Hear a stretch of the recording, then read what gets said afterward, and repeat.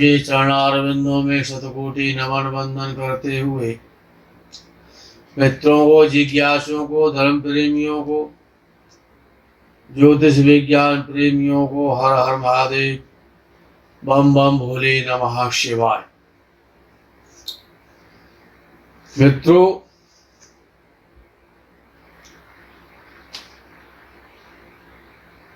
राहुर्बाहुबलम, राहु बल का कारक है, अत्यंत बलशाली है। अच्छा, जो बलशाली होता है वो व्यसनी भी होता है। जिसमें शारीरिक शक्ति बहुत ज्यादा होती है या सामाजिक शक्ति बाहुबल के रूप में जिसके पास ज्यादा होती है, वो अहंकारी भी हो जाता है और व्यसनी तो होता ही होता है। और राहु तो व्यसनों का भंडार है, व्यसनों का हाउसफुल है। राहु रास्ते का कारक है, क्यों? राहु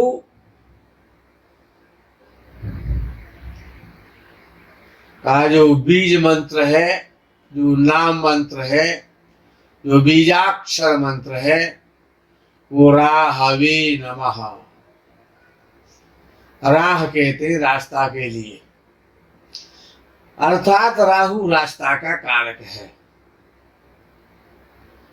जीवन का रास्ता बनाने वाला और बिगाड़ने वाला राहु है। सांसों का कारक राहु वायु तत्व है ना, क्योंकि वो प्रेत योनि का कारक है। डाकिनी, शाकिनी, पिशाचिनी, राक्षसिनी, भूत प्रेत, वैसा, पिशाच, बैताल, जिन्न, खबीस, ये सभी वायु तत्व योनियां हैं, भूत योनियां हैं। तो इन सभी का कारक है। और रास्ते में भी जो चतुष्पथ होता है, जो चौराहा जिसे बोलते हैं, चतुष्पथ जिसे चौराहा बोला जाता है, रास्ते में भी चौराहा है। चौराहे पर खड़ा मिलता है राहु, उसका जो कारक स्थान है वो चौराहा है, चौराहे का कारक है। और जब राहु छोड़ के जाता है ना, भ्रमित करता है, तो चौराहे पे खड़ा कर देता है और रास्ता बताता नहीं है कि जाना किधर को है। अब चौराहे पर तो 4 रास्ते होते हैं, अब आप खड़े खड़े सोचते रहे कि अब हमको जाना कहाँ है। राहु तो जा चुका है, लेकिन आपको चौराहे पे खड़ा करके चला गया है। अर्थात भटका, भ्रमित होना, भटकावाना, जीवन में भटक जाना, अपनों को पराया समझने लगना,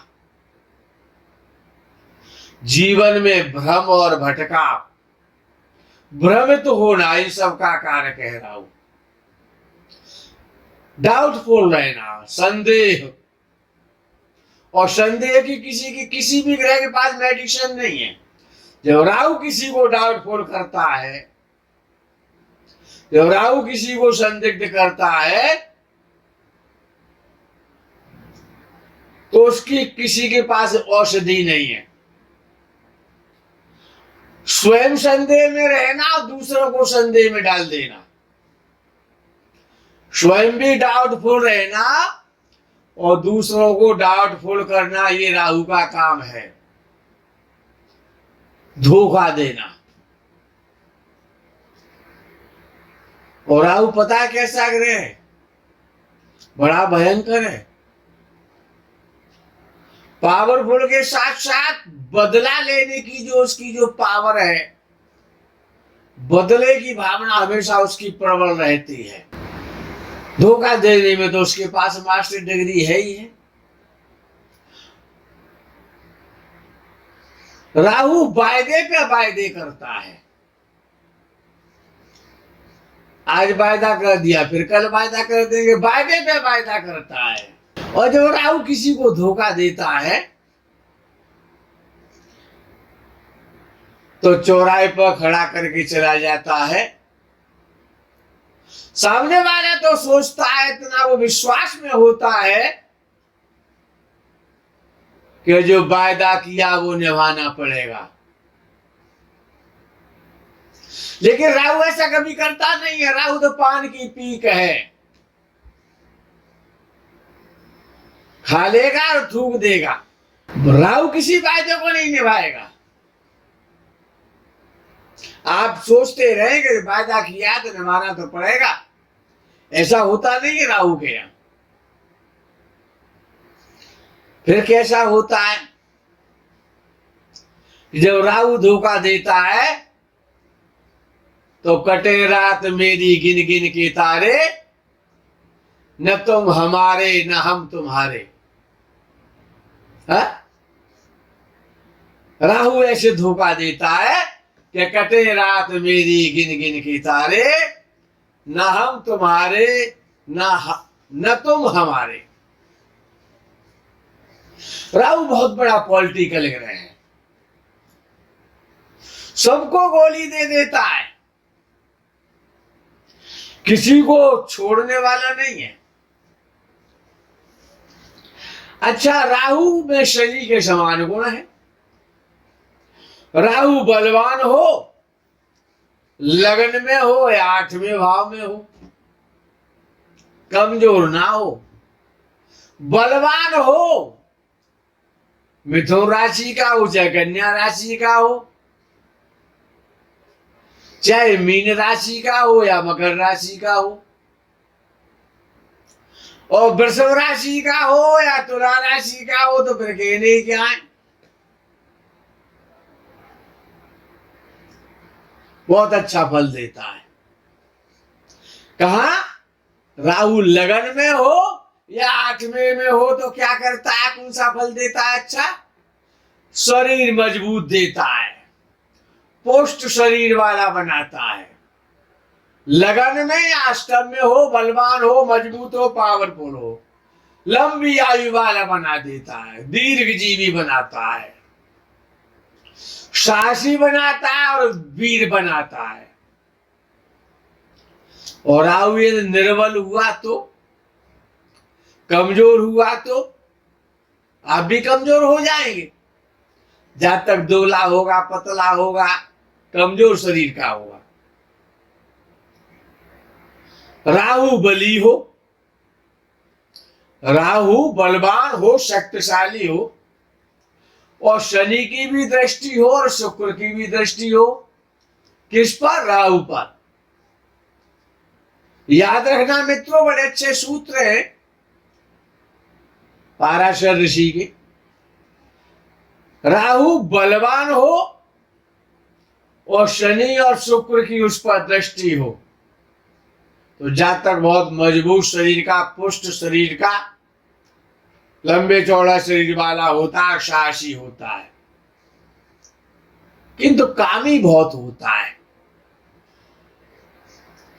विलासी होता है, अय्याश होता है।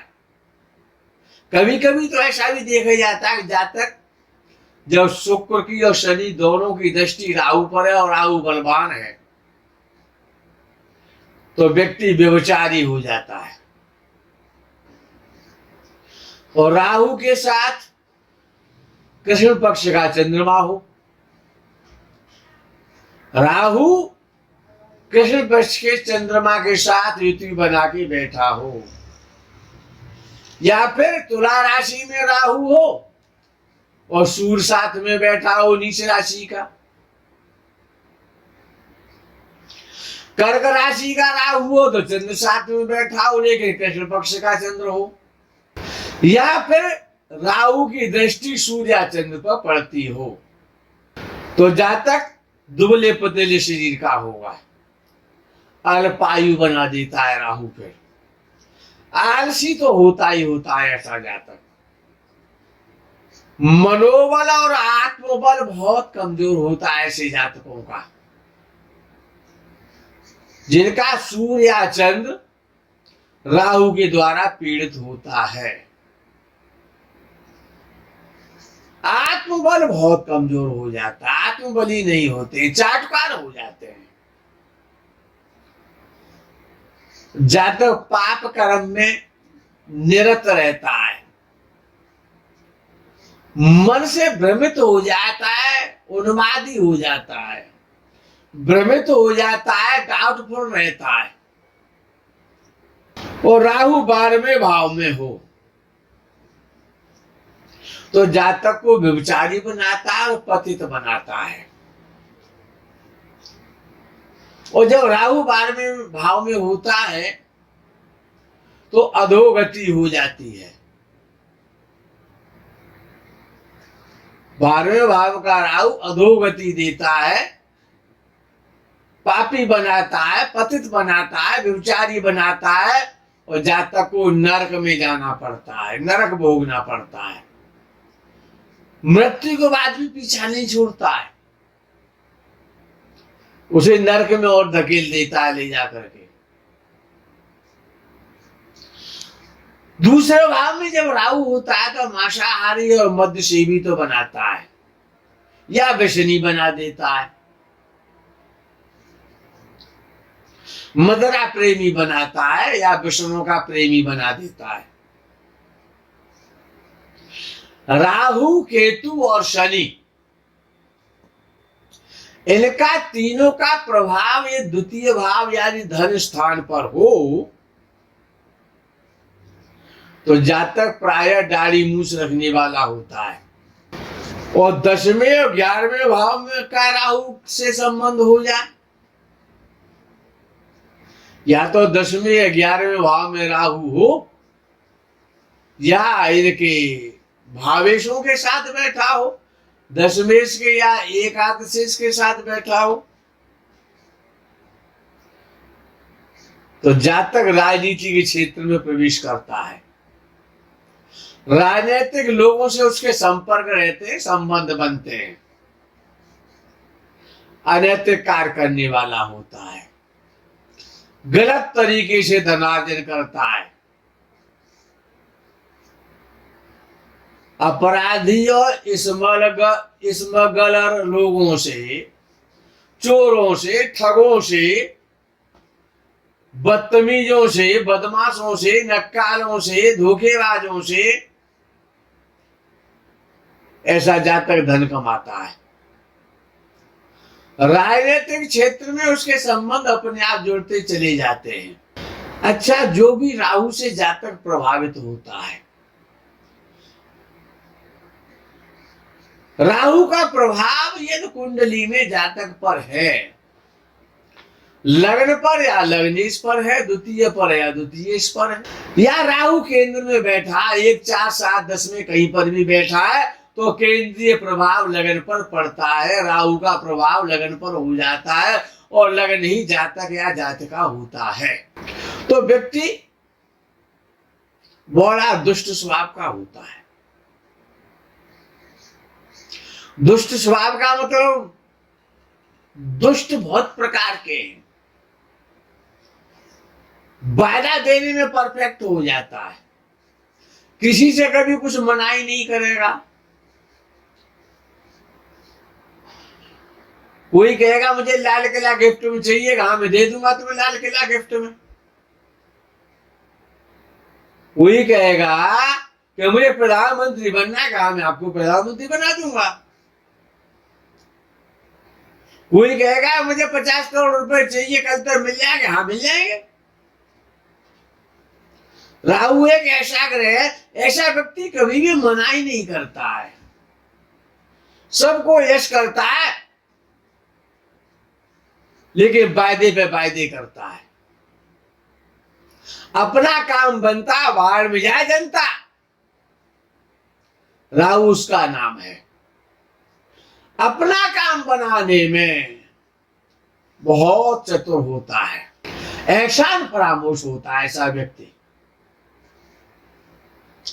जिस राहु का प्रभाव जिस पर होता है। जहां तक के दांत कुछ बड़े होते हैं जब राहु का, जहां तक लगता कैसा है देखने में वो आपको बता रहा हूं। राहु से ग्रसित, राहु से प्रभावित जातक की पहचान क्या है? ऊपर के दांत कुछ बाहर निकले हुए होंगे, कुछ बड़े होंगे ऊपर वाले दांत। जातक अपनी प्रशंसा करते करते हिमालय पर चढ़ जाएगा, एवरेस्ट की चोटी पे अपनी प्रशंसा का झंडा लहरा देगा। इतनी अपनी शेखी बघाड़ता है, फालतू की बात ज्यादा करेगा, बकवादी होगा, क्लेश पूर्ण रहेगा, कलह प्रिय, चिल्लाकर बोलने वाला होगा, जोर से बोलने वाला होता है और कर्कश वाणी होती है, कर्कशा वाणी होती है। वाणी में विनम्रता नहीं होती है, मधुरता नहीं होती है, अड़ियल स्वभाव का होता है व्यक्ति। जो राहु से ग्रसित होता है, प्रभावित होता है और अव्वल दर्जे का बेईमान होता है, टॉप क्लास का बेईमान होगा। दूसरों के धन से धनी बन जाता है, दूसरों का धनी उसका धन बन जाता है। हर काम दूसरों के धन से करता है। गाड़ी खरीदेगा दूसरे के धन से खरीदेगा, मकान बनाएगा दूसरे के धन से बनाएगा, और यहां तक कि कपड़े पहनेगा वो भी ये सोचेगा कोई पैसे दे दे मुझे। राहु बहुत चतुर है और अपने पास करोड़ों परेड हैं, उनको खर्च नहीं करना चाहेगा। स्त्रियों से बड़ा प्रभावित रहता है राहु। यदि राहु प्रधान व्यक्ति है, जातक या जातिका है, तो स्त्री वियोग तो उसको झेलना पड़ता है। स्त्री से द्वारा तलाक भी हो सकता है, परित्याग भी हो सकता है। लगन में जब राहु होता है तो प्रायः ऐसा देखा जाता है कि ये स्त्री की कुंडली है तो वैधव्य योग देता है। जैसे सूर्य और मंगल परित्यक्त कराते हैं, मुकदमेबाजी कराते हैं, तलाक कराते हैं, इसी प्रकार से राहु वैधव्य योग देता है जब लगन में बैठता है। तो राहु हर कुंडली में है और हर कुंडली में रहेगा। जिस प्रकार से के 6वें भाव का मालिक और 8वें भाव का मालिक और 12वें भाव का मालिक, याद रखना मित्रों, षष्ठेश, अष्टमेश और द्वादशेश ये कमजोर ही अच्छे हैं, ये कमजोर ही अच्छे हैं। और लाभेश और तृतीयेश जितना बलवान होगा उतना ही जातक जीवन में उन्नति करेगा। मित्रों, आज के प्रकरण में बस इतना ही। अल्प विराम लेते हैं, आगे के प्रकरणों का आपको इंतजार रहेगा। तब तक के लिए हर हर महादेव, बम बम बोले, नमः शिवाय, जय गो माता की।